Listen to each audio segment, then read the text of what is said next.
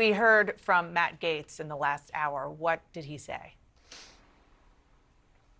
Well, one, he said for the first time officially that he would not be rejoining Congress. This, of course, comes as we know there is still a debate over the release of that ethics report. But he also said this about his meeting with senators when he was still in the running and still nominated to be Attorney General.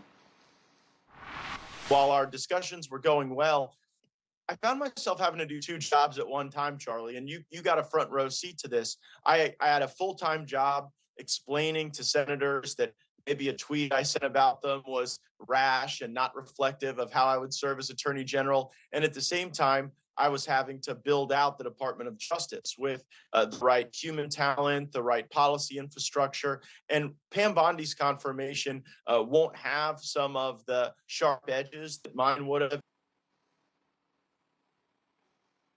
So clearly, Matt Gaetz in some of those meetings had to defend some of the more polarizing things he said, in addition to, as we know, this growing concern among Trump's orbit that more damning evidence was inside of that ethics report, that some of that was going to come out and hurt his chances even more. I had heard from one source on Capitol Hill essentially saying they believe there were so many hard no's already. That was before they'd heard any new information out of the ethics report, that it would seem impossible that Matt Gaetz was going to actually get to be confirmed. As you noted, this was a moment for Donald Trump. He also had heard this and told Matt Gaetz he just simply did not have the votes before Matt Gaetz decided to withdraw his name.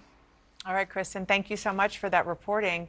I want to bring in another exceptional group of reporters here. Zolan Kano-Youngs of the New York Times, CNN's Lauren Fox, Nia Malika Henderson of CNN and Bloomberg, and Michael Warren, senior editor of The Dispatch. Happy Friday to all who celebrate. Lauren, I want to start with you because that Matt Gaetz clip is so telling. The fact that he just openly admitted that in these meetings that you were following him around going to over the past few days, he had to confront the fact that he really pissed off a lot of these fellow Republicans in various ways over many years because of his combative style. Yeah, put aside the fact that senators always feel as though they are superior to the House of Representatives. That is a dynamic that exists across Capitol Hill. The reality is, in these meetings, senators were doing two things. They were trying to educate him about what this process was going to look like, all of the baggage that was going to come out. You heard John Cornyn say very publicly, there will be no secrets here. You also, I had some reporting yesterday that in one of the meetings that a source was in, that a senator actually wanted to know, what do you think your whip count is? The team did not have an answer. Then the senator wanted to go member by member of the Senate Judiciary Committee to walk through what Matt Gaetz had been told by each of them. And at the end, this source told me there were at least 5 people who had given him some "we believe in you, we're with you" answer, but not a confirmed "yes, we will vote for you." And that just lays out how difficult this was. That was just on the Judiciary Committee. That's really, really interesting. And let's hear a little bit more from what Matt Gaetz said this morning. This about his nemesis, Kevin McCarthy. I was dealing with a politically motivated body. They didn't like me because of what I did to Kevin McCarthy. All of them were handpicked by Kevin McCarthy, and they had an axe to grind. So that was going to serve as at least enough of a basis to delay my confirmation as Attorney General. And I could have answered all those questions. I could have engaged in a months-long fact battle, but we don't have months to go through that. We got to have an AG ready to go day one. Obviously, the Senate is not handpicked by Kevin McCarthy. I think he was referring to the people who he was serving with in the House. And when it comes to axes to grind, I think Kevin McCarthy would argue that being ousted as Speaker of the House by Matt Gaetz, that the axe is maybe being held by somebody else. Look, everybody on Capitol Hill had an axe to grind with Matt Gaetz. This is the problem. Whether it's the House Ethics Committee or Kevin McCarthy allies or senators, it's interesting that Matt Gaetz sort of went back to that the establishment is against me, when he had just laid out in the previous clip how it was like a death of a thousand cuts. He had said something or done something to anger just about everybody who could be a potential ally in a tough fight. So were the ethics committee allegations, the things that were going to come out in this report, a real problem for him? Yes, but I agree. I think the reporting is very solid all around. That it was a lot more than just a handful of senators, just the 4 that would have blocked him from getting confirmed. It was a lot of senators, including, I hear, senators who publicly were saying maybe nice things about Matt Gaetz and in a way to sort of say, we like the pick from Donald Trump. We have some questions.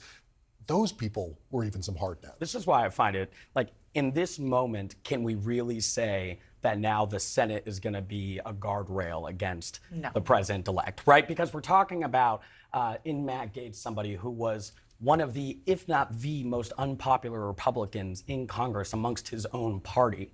So the fact that this was blocked, it's tough to say at this point whether or not, whether the Senate now will actually, establish sort of a check on the president. This was the easiest to push aside. That's right. But it is a misreading on Trump's part, right?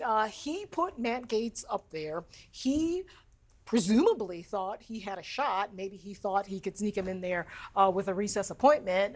Folks on the Senate side don't seem to be too willing to grant him that. So, this is a pick that Trump thought through his power, through what he sees as a mandate, right? I don't really necessarily think it was a mandate, but he thought through his sheer power, he could blow past the anger that people had at Matt Gaetz. And he was very, very wrong. And I think most people, when they saw Matt Gaetz, they said, this is never, ever, ever going to happen. But somehow Trump thought differently. I want to listen just to the point that you were talking about with regard to whether Gaetz is a canary in the coal mine. I agree with you. I think Matt Gaetz is his own issue and comes with his own, not just baggage, it's like an entire steamship of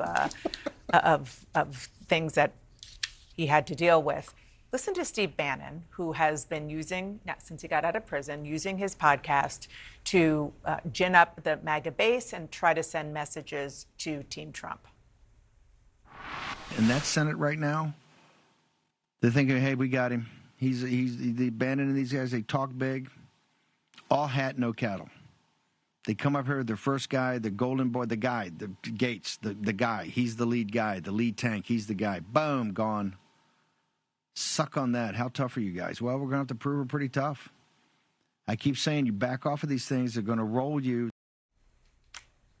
I think that senators, one of the strategies that perhaps they're deploying right now is to not publicly go up against Trump, but to, in these meetings, very privately make clear to nominees that have potential baggage, this is going to be an issue. And just to remind you, there's a public hearing, there's questions for release, there's answers that you have to give us in writing.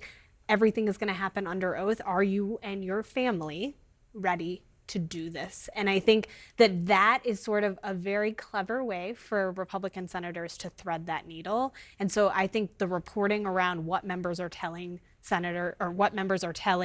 these nominees in private meetings is so important right now. Yeah, and do you think that regardless of Matt Gaetz being his own kind of in his own, a category of his own, there are other nominees, Pete Hegseth, who has some issues, and he clearly has shown that he wants to fight, but is this the kind of conversation that senators are having with him? Absolutely. This is the kind of conversation that senators are having, and that is independent of issues that they may have on these individuals' stances on policy, on philosophy of how they're going to run these agencies, on their qualifications. That is a whole separate conversation that also is going to transpire in a very public way, and Democrats aren't going to let that stuff go either.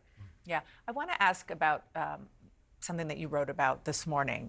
And the headline is, it's Florida time in Washington. Donald Trump is bringing the Sunshine State to D.C. and backed, obviously, Pam Bondi, being the former Attorney General of Florida, is a big example. There are others as well. Yeah, I had actually written, included Matt Gaetz in my write-up, had to strike it from the copy before we went to publish, and then was able to slot Pam Bondi right in. So it just goes to prove my point, which as a reporter I love.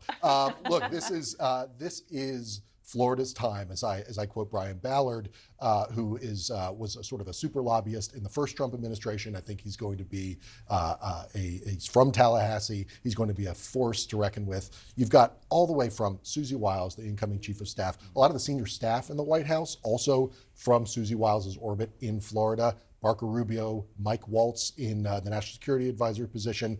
And Trump himself is a Florida man now, and it's through and through. And you can see it from the way the transition is coming out of Mar-a-Lago. People talk about, well, we got to hear what Palm Beach has to say. I mean, this is a Florida administration. So, except for the palm trees, I think Washington's going to look a lot like Florida in a couple months.